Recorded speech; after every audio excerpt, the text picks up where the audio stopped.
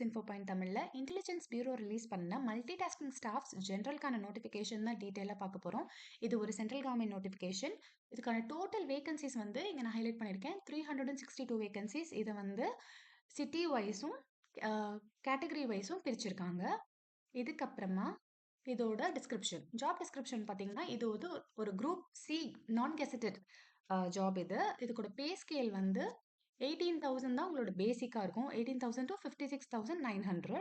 இதோட last date பார்த்தீங்கன்னா December 14, 2025 தான் லாஸ்ட் டேட். ஏஜ் லிமிட் வந்து நீங்கள் 18 to 25 years on closing date, அதாவது 14/12 அப்போ இந்த ஏஜ் அட்டன் பண்ணியிருந்தீங்கன்னா நீங்கள் எலிஜிபிள்.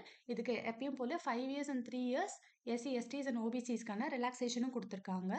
இதுக்கப்புறம் நம்ம பார்க்க போகிறது வந்து ஸ்கீம்.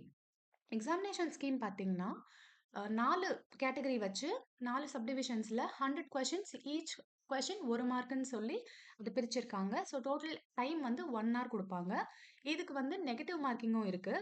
0.25 மார்க் நெகட்டிவ் மார்க்கிங்கில் போகும். என்னென்ன இன்க்ளூட் பண்ணியிருக்காங்கன்னா general awareness, quantitative aptitude, English language and logical reasoning include பண்ணியிருக்காங்க. இது டயர் 1க்கு. டயர் 2 போச்சுன்னா உங்களுக்கு இங்கிலீஷ் லாங்குவேஜோட பேசிக் டிஸ்கிரிப்ஷன் நாலேஜ் பார்ப்பாங்க. ஸோ இது வந்து கிராமர் பார்ப்பாங்க, synonyms, antonyms, structure, sentence structure பார்ப்பாங்க.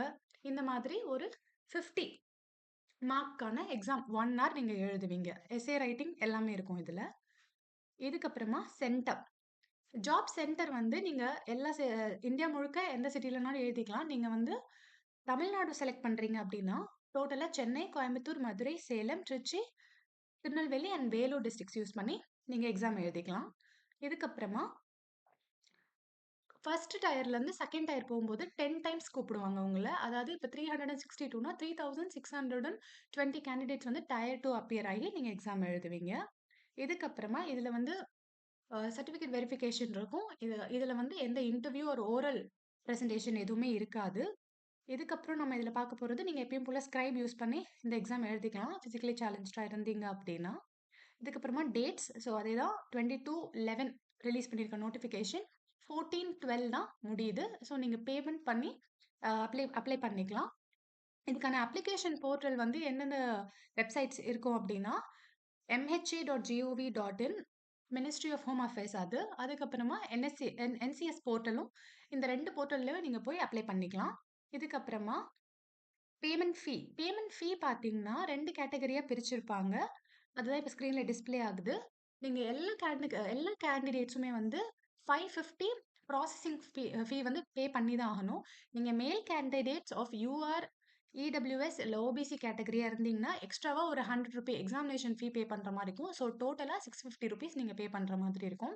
இந்த பேமெண்ட்ஸை நீங்கள் வந்து UPI, SBI, challan, internet banking, credit card and debits card, master card, இது மாதிரி இந்த வேரியஸ் பேமெண்ட்ஸ் மூலிமா நீங்கள் பே பண்ணிக்கலாம். நம்ம முக்கியமான டீட்டெயில்ஸ் எல்லாமே பார்த்துட்டோம். இந்த நோட்டிஃபிகேஷன் யார் யாருக்குன்னு பார்த்தீங்கன்னா ஃப்ரெஷர்ஸ்க்கு. நோட்டிஃபிகேஷன் வந்து யார் யாருக்குன்னு பார்த்தீங்கன்னா எல்லா ஃப்ரெஷர்ஸுமே எழுதலாம். இதுக்கு வந்து ஃபிசிக்கல் ஃபிட்னஸ் கிடையாது. இதுக்கு வந்து ரெக்வயர்டு எஜுகேஷனல் குவாலிஃபிகேஷன் கிடையாது.